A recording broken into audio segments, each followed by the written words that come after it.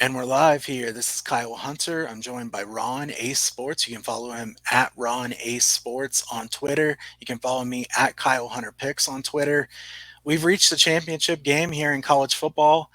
Ron, thanks for coming on again. It's always nice to chat with you. How's everything going for you today?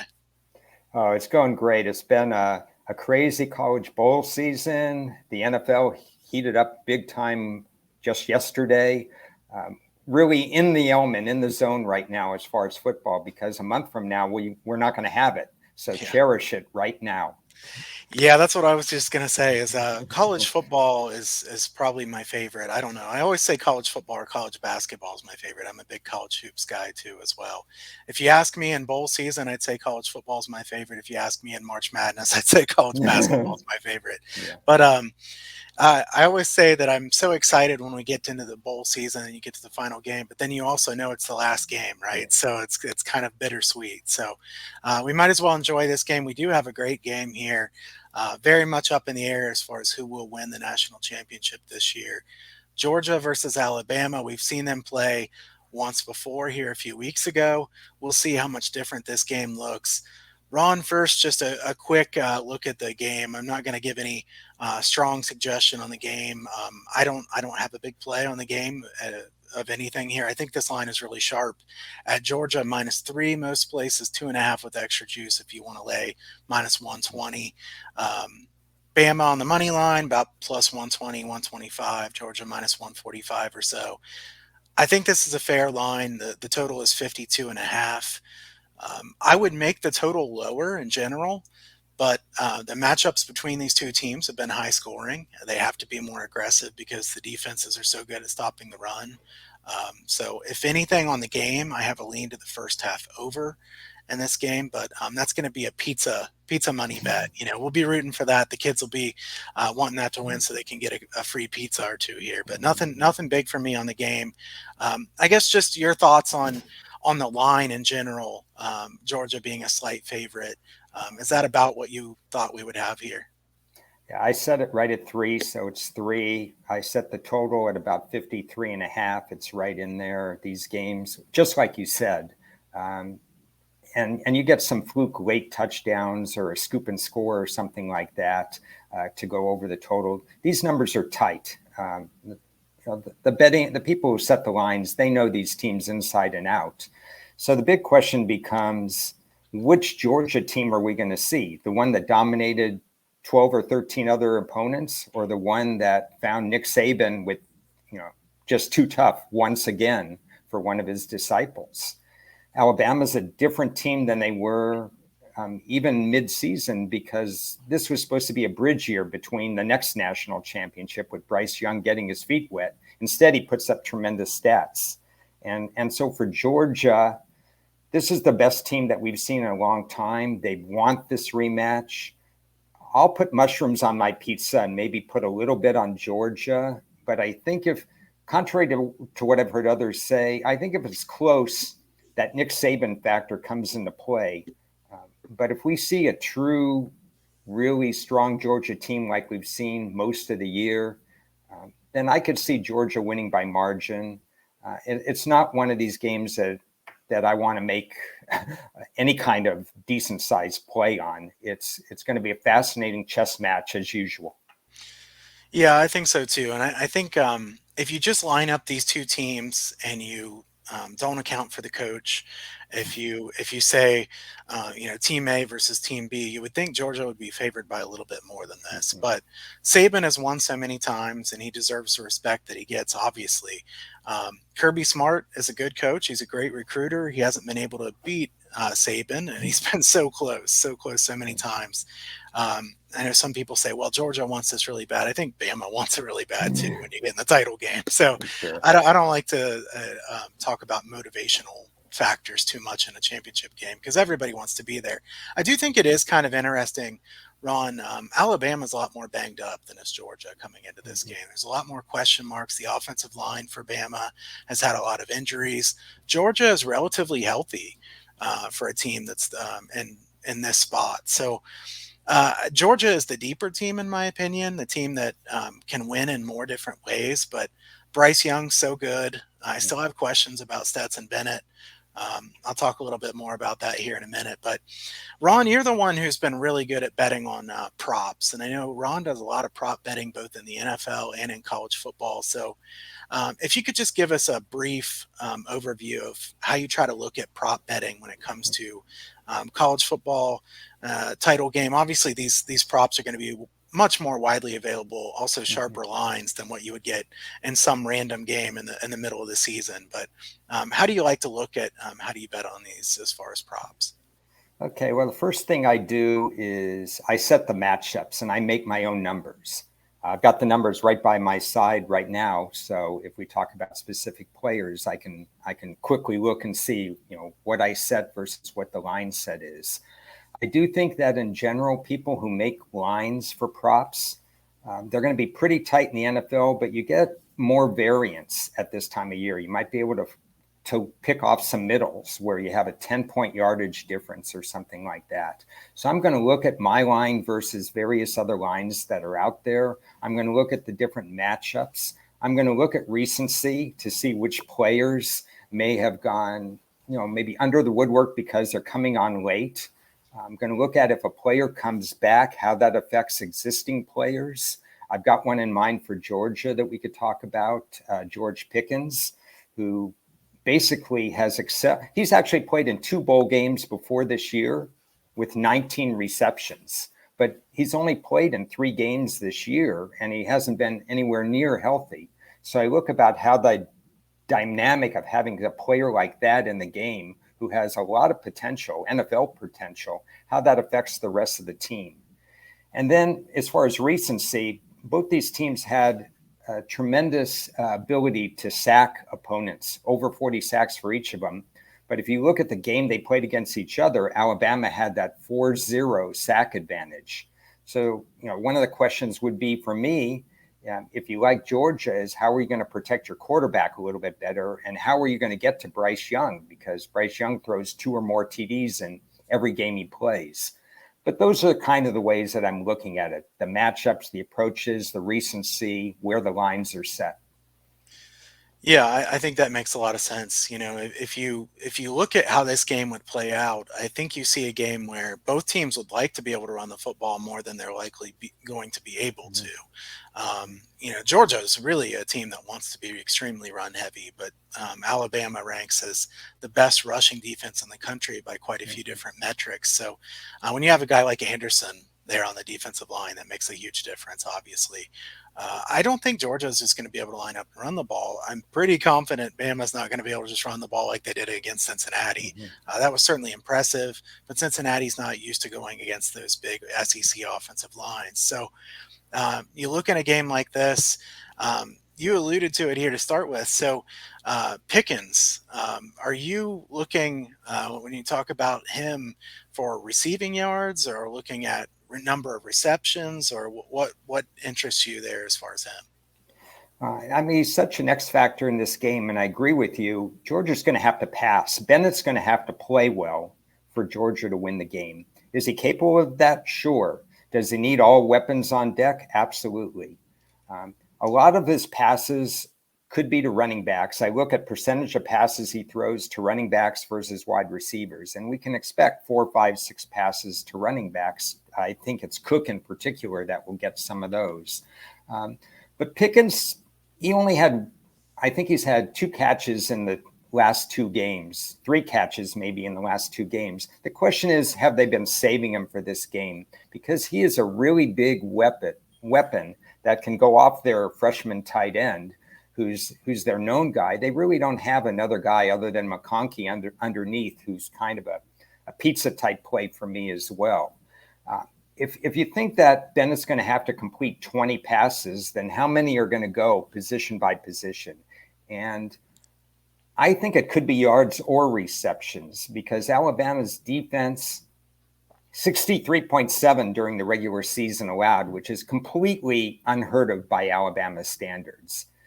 Is this a different team? Yes, because Saban's now had 40 days since the end of the season to work with this team. And we know that Saban coaches up his team. But that number is still high, and I still expect Bennett to complete 60% of his passes. So Pickens is definitely somebody I have my eye on. Okay, yeah, and I'm looking here.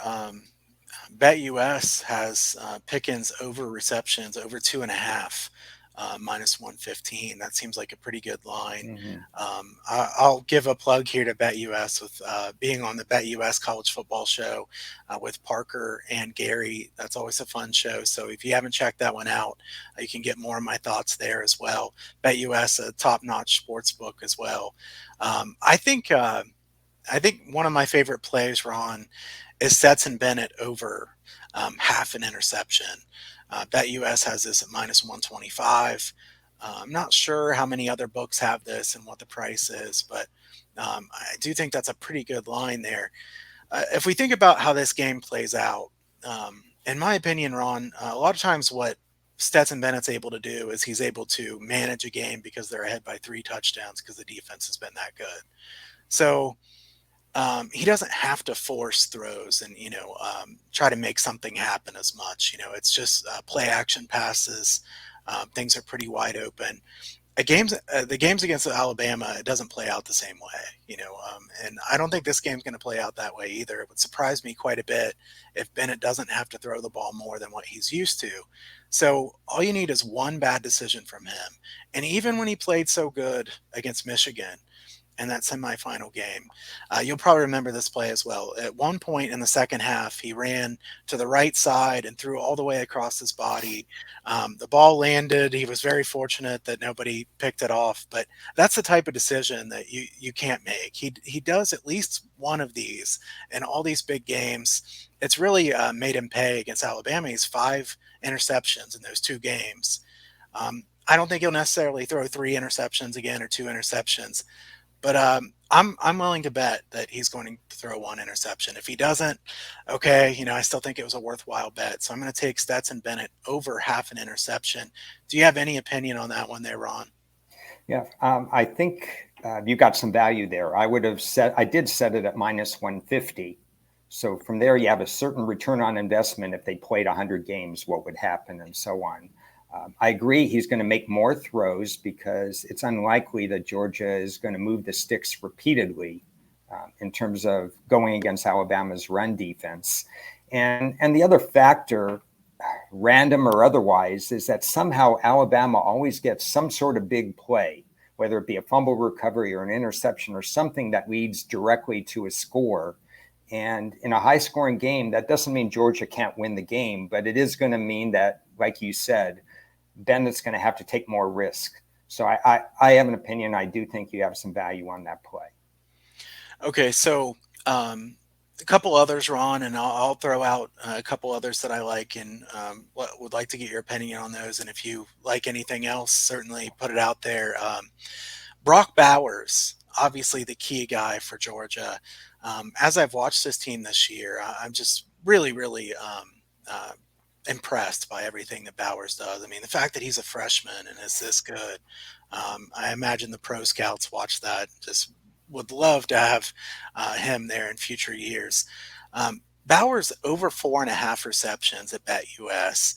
I know some other books have this at 5.5, so definitely some line value there at 4.5. I'm kind of curious how you look at this, Ron. I'm pretty confident that Bowers is going to get a lot of targets in this game. Mm-hmm. The question is, which is the better way to play this? If you want to play Bowers over, do you take over 4.5 or do you take over 68.5, 69.5 as far as yards? Or maybe you don't like this, but I think for me, I like Bowers over 4.5 the best here. So do you have any opinion on Bowers here in this one? I think 4.5 is incredible value because I don't have BetUS as an option. Just the listeners, the more options you have, the better. 4.5 is a great number. I set it at 6, but I also set it at 70.5 because I think you're going to see more shorter throws to him. So the option I would definitely pick is 4.5. I think 5.5 is too close to my number. I wouldn't touch that. Right. 5 with limited juice, I could consider it because I like whole numbers. You still need 4 to lose that bet if you bet it at 5. If you bet at 5.5, you lose at 5, obviously, and that's too much of a risk. But 4.5 is a live number. I think they get him involved. I don't think they necessarily are going to be able to stretch the field with him. Alabama, even though they're allowing a high percentage, they still have highly athletic. Most of those guys are going to get drafted by the NFL. That's just the nature of Alabama. It's just a question of how ready they are this year. So he gets his catches, but he may not get the yards. Yeah, I would lean toward that being the better look in this one as well too. So, Mike in the YouTube chat here had a question about thoughts on Young over passing prop. I think he probably means over the yards for Bryce Young in this one. I'm seeing this line. Um, Ron, I will say this is a time for me to throw in really quick that you definitely should shop around because there are so many. Ron knows this better than I do, I'm sure.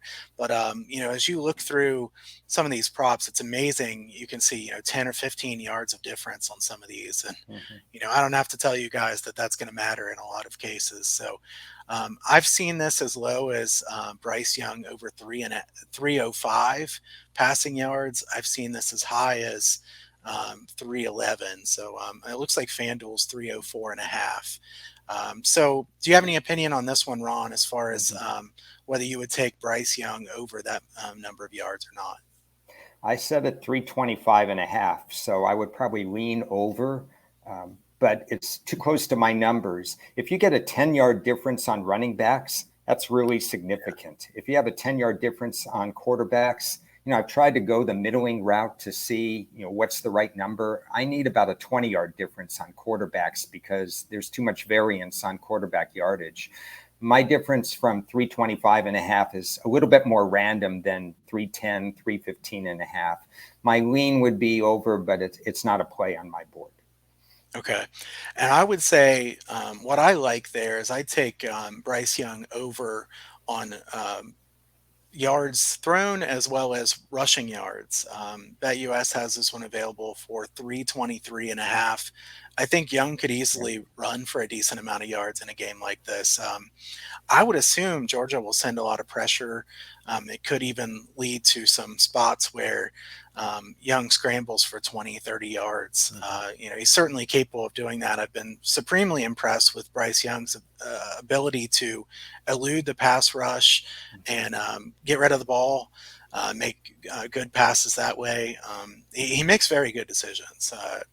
I think that Bryce Young has really impressed me a lot here at the end of the season, obviously with that Auburn finale and then and the SEC title game. And obviously he didn't have to do too much against Cincinnati, but I think it'll look a lot different again in this game. So Ron, are there any other props that you'd like to throw out there as either leans or plays that you like? I'm going to throw out one interesting one, not necessarily widely available, but we have talked about a few others like Pickens. And even though my numbers don't support it, I have the sneaking feeling that McConkey could catch more than 2.5 passes in the underneath route. But there's a player on Georgia that I actually like under. And during the regular season, I'm the kind of guy who's going to play 75% of my plays under. But in a championship game, it's harder to do that. Georgia has a rotation at running back. They go White, Cook, and they used to go with Joe Milton. But Milton was hurt for 4 or 5 games, and McIntosh came in, gave them 5, 6, 7 carries. Milton came back last game when they played Michigan. Milton, I think he ran 5 or 7 times in there, and McIntosh was reduced to just 2 carries. Now he's back to 4th in the rotation. They still have a number up on him. 22.5 to 24.5 is what I've seen at the places that are available. If he gets even 5 rushes against the Alabama defense, I don't think he hits the 22.5 or 24.5 number. So my recommendation in a rotation for Georgia, a team that I think will have to pass to win this game, unless for some reason they get way ahead and something happens. You're always susceptible to one long run, but McIntosh would be my recommendation under for his rushing total only. Okay, yeah, that makes sense. I think that one is available probably on about half of the books, so definitely check around. I kind of think some of the other Georgia rushing total unders might be good bets as well. I don't think that Georgia will have a ton of success on the ground here. Zamir White under looks like it's the highest I've seen is about 52. It goes as low as 45. The problem, like you said here, and that's one thing that everybody that's betting props needs to keep in mind is that you're always susceptible to one thing, one Yeah. bad thing happening. And Ron, I'm just going to give you one from what I bet last year. You remember Ohio State and Alabama was the final game. I had bet Trey Sermon over for rushing and receiving yards. And if you remember, he got hurt on the first play of the game. Yeah, So that absolutely. was not exactly the greatest outcome for me, Yeah. certainly. And obviously, that type of thing happens. That's why, I would suggest everybody to, bet something that you can afford to lose, use good bankroll management here because it's always possible that somebody breaks a 75-yard run. It's also possible that somebody gets injured on the first play of the game. So be wise with these.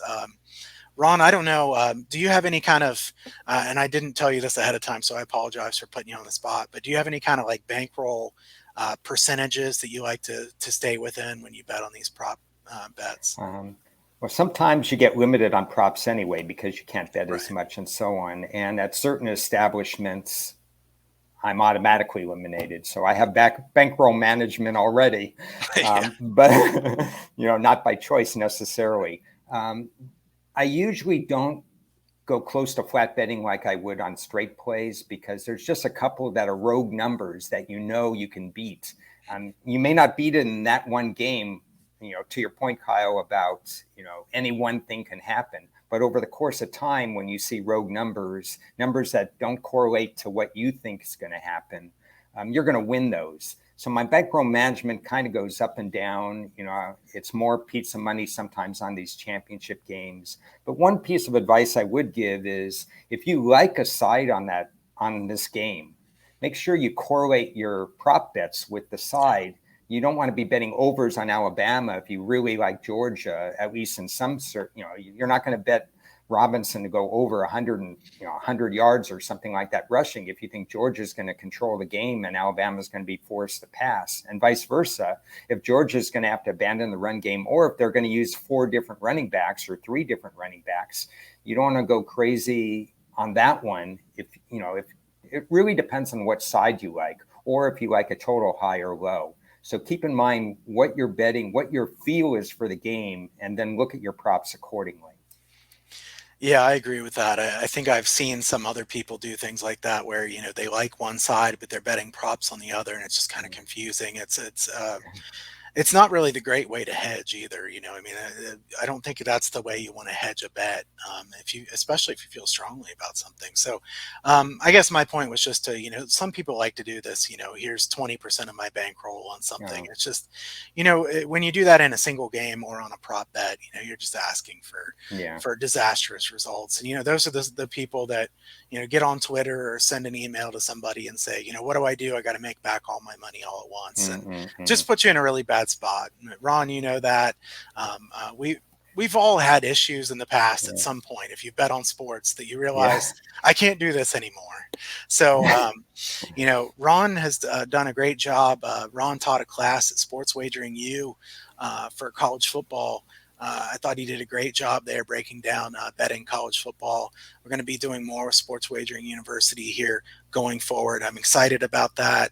I think Ron's going to be doing a chat here about the NFL playoffs too, so we'll give a quick plug for that as well. There's going to be some great matchups coming up. Yeah. I do want to throw out here really quick, Ron, are there any like really big plus money? We see like anytime touchdown scorers, first touchdown score. Again, this would be something that I wouldn't put very much money at all on. It's just something that's kind of fun. In these games, I don't mind putting small bets on something, at least just to have for watchability. It makes it a little bit more fun as well. So when you see the first touchdown score, anytime score, or anything, any of the fun big plus money ones, do you like anything like that? I looked at that briefly. I usually would just do anytime touchdown. Yeah. I have no idea what the first touchdown. I think there's built-in VIG that kills you in those kinds of things. I think that my first look would always be quarterbacks or running backs. Are they guaranteed to get or the odds are, what's the return on investment? I always look at it from a percentage. If I think they are 7 out of 10 times they're going to score a touchdown based on data and matchups, and their number is even money, then I have some value because if I think 7 out of 10 versus 5 out of 10. I also look at whether a quarterback could push a touchdown in for a run and what their number is. The other one in bowl games that tends to work, usually you need to get about 2-1, is special team or defensive touchdown. Because teams haven't played for 20 or 30 days in bowl games, you're looking at units being hastily put together. You have some good return people. You have some rusty quarterbacks. You have opt-outs and new quarterbacks playing that haven't taken a snap in college. We saw that a lot in the bowl games. New wide receivers because their star wide receivers out. If you get plus 200 on a special team or defensive TD, that means you have to win 1 out of 3 times to break even. Historically, that hits probably about 3 out of 7, 42% or so. So you have a little value, 42% to 33%. I think it's a good pizza money game. In this game, I would consider it because of Alabama's ability to do something like that. But I'm not seeing plus 200, so they're aware of it too. So my short answer would be, I'm not sure I'm going to find anything in those little small plays. Okay, I'm going to take one here. Bryce Young, anytime touchdown, plus 420 at FanDuel.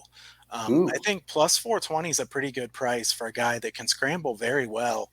I don't know. Do you have an opinion on that one? Plus 420 price plus there? 420, basically, if you think he's going to score a touchdown 1 out of every 4 games, you have some value right there. It seems kind of like a reasonable number. So I would have to look into that. I would, if anything, lean on your side, maybe strongly. Yeah, that's one that I like, and I am going to bet that one personally. So, some of those that stand out to me, I like Stetson Bennett over half an interception. I like Bryce Young passing rushing yards over 323 and a half. I like Bowers over 4.5 receptions, and then my small bet there, I'll take Bryce Young anytime touchdown plus 420. Ron, I know you said you like Pickens over either receptions or yards. Yeah. And what would you say is your behind Pickens? You said maybe McConkey would be your second favorite. Second, but above both of those would be McIntosh. Okay. To go under. And then Pickens and McConkey that way. And the other thing, like Super Bowls and so on with variance and lines, I look for middles or sides. Sometimes you can get almost free money where you go over 2.5, under 3, over 2, under 2.5. I'm doing some of these things more or less balancing one book against another and shading it the way I kind of like. If I can find a McConkey at 2, that would be a good live number for me, for example. So I'm really looking more at middling or kind of a win-tie situation to have some good stuff going in this game. A lot of the lines look a little tight to me. I wish I could recommend 7, 8, 10 plays, but it's probably going to be a 3 to 5 play game for me.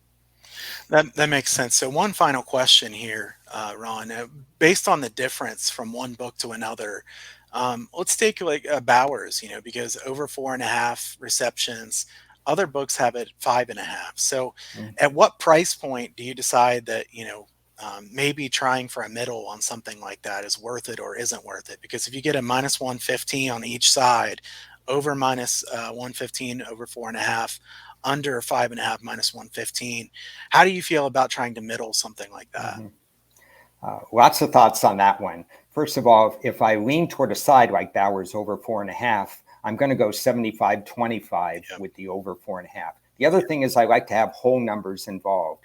You're asking for an exact 5 to get both ways. And while we're dealing with finite numbers and catches, you're not going to have 23 catches or something like that. That's a hard hit at minus 115 each way. Even a 4.5 and a 5, with the 5 being maybe an even money where you have just a 15-cent difference instead of 115 or 30, is more attractive to me because I could get a win and a tie out of it.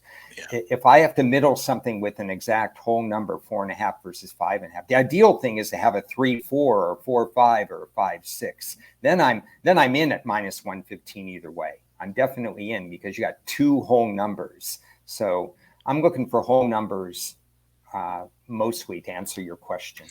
I like that, and I think I'm pretty confident if you get over 4.5, you can find some places that under 5 would be plus money here. So Yeah, it's something like that, where if you take over minus 115 and you get under 5 plus 105 plus 110, that would definitely that's good. be a good way to go. Yeah. And I agree with you. If you have a stance on it, you can always bet 75 or 80% of it on the one and Mhm. just come back 20 or 25% on the other. So it's Yeah. fascinating to be able to pick your brain here about these props. I don't bet props too often. I'm usually more on the single games. And um, Ron, it was great to have you on here again. Thanks for taking the time to do this. I appreciate it very much. Thank you for having me. Maybe next year I'll have a site where I can have more of my writing on there. But right now, it's just a pleasure to be on with you and also hear your thoughts, because networking is one of the top things you could do in order to improve your handicapping skill. Absolutely, I agree with that, and I would encourage everybody to follow Ron at Ron A Sports on Twitter. He has some great thoughts. A big football guy, college football and the NFL. So I'm sure he'll have plenty of thoughts on the NFL playoffs going forward too. So his thoughts won't be done here after tonight's college football game, and I'll have plenty of thoughts coming up on college basketball as we come in the future weeks. So. Check everything out.